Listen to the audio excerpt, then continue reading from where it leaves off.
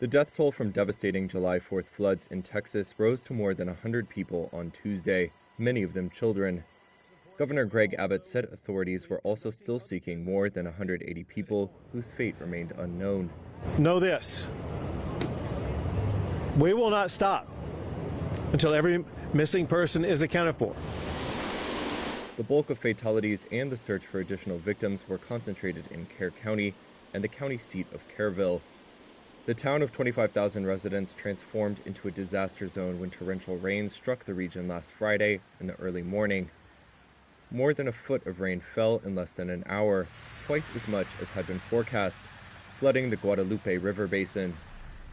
Those who died in Kerr County include 27 campers and counselors from Camp Mystic, a nearly century-old Christian girls' camp on the banks of the Guadalupe.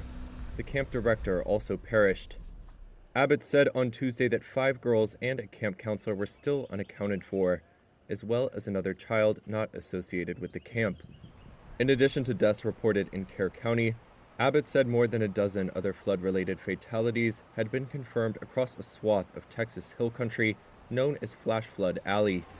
Authorities worry the death toll could climb as floodwaters recede and the search gains momentum. Public officials have faced days of questions about whether they could have alerted people in flood-prone areas sooner. On Tuesday, Kerr County Sheriff Larry Letha rebuffed questions about the county's emergency operations and preparedness.